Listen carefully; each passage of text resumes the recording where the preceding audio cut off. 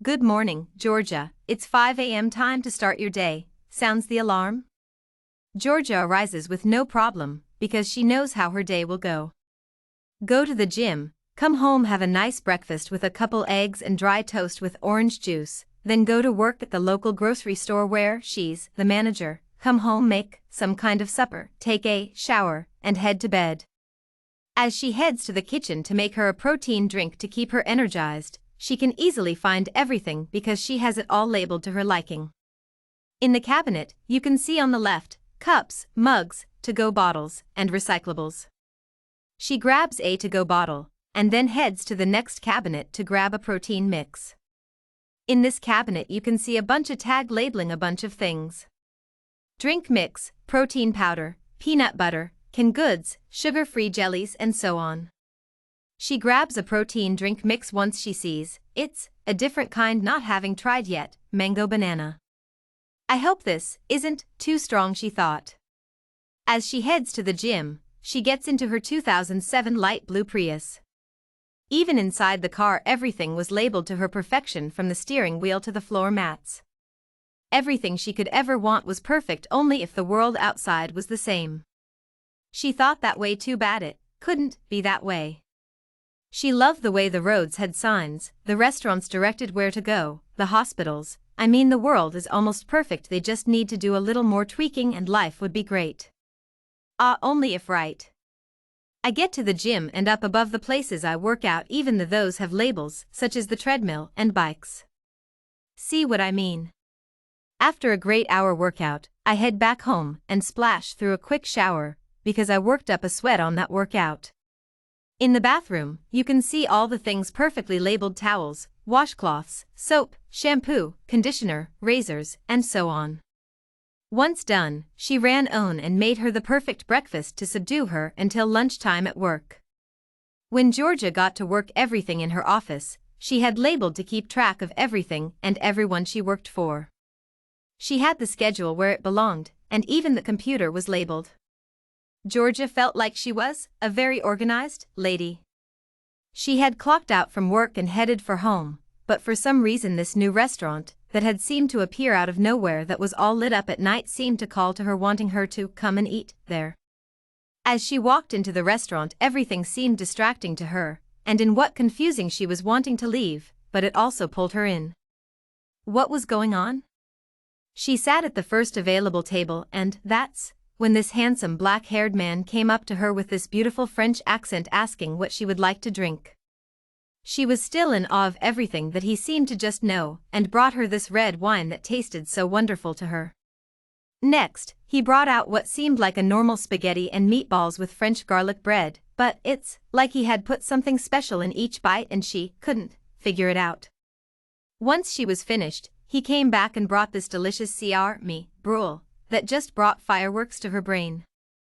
She couldn't figure out how this place seemed to be hidden all the time. At the end of the meal, he brought a note that she thought was the bill, and it read, "Please come back tomorrow, and then I will charge you." Well, that's a deal. She got up, looked around, still wondering why she even entered this place, but glad she did, and left. She went home, hopped in the shower, and then went to bed. All she could think about the whole time was this restaurant. What was it called? Oh my goodness, what was it called?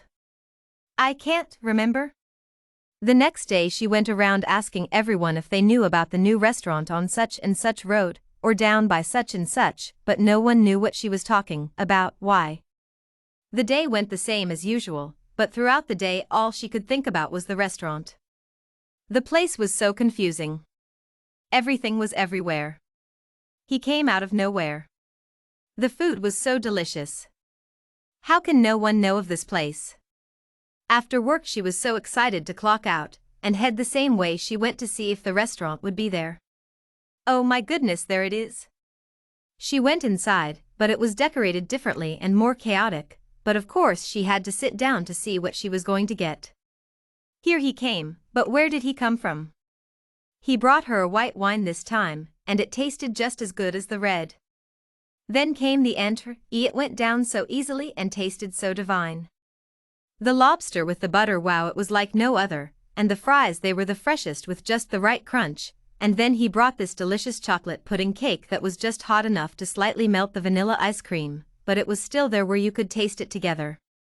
Ah, this place is so delightful. She got to thinking, once she got home, how can she remember this place without forgetting it every night by the time she got home? I could ask to take some of the food home, but he seems to take it away faster than I could ask that. I could take a picture, but how could I remember to do that? Ugh, this is so hard. The next day seemed to fly by because all she could think about was the restaurant. How she could remember it. How could she tell people about it and they know what she's talking about? She left for work and headed to the restaurant ready to see what was in store for her. She entered the store and this time he was waiting for her. He pointed to the table and asked her to sit. "Have you liked me here?" the waiter asked. "Yes, why?" asked Georgia. "Well, if you can't see, you are the only customer in this place." "Have you tried to ask anyone about this place?" asked the waiter. "Yes, I have. Why doesn't anyone know about this place, and how come I can't seem to remember it once I get home?" Georgia asked. "That's because, every once in a while, people like us come along to people like you the needs to see there can be beauty in chaos, and not have to be so organized and labeled all the time, and still be wanted and needed. You can't remember us or tell anyone about us because we don't really exist. We are just a figment of your imagination. Something you have actually thought of because you are bored with doing the same thing every day. So, if you see someone that is having a crazy day, maybe you should help them and see what happens. You never know," said the waiter. At the end of the conversation, she walked out the door and got in the vehicle. She started to pull away, and as she looked in the rearview mirror, she saw the restaurant disappear. She felt sad, but also happy inside, because she finally knew what the restaurant was there for the whole time. It was there to teach her how to relax and just have fun in life sometimes and see what happens.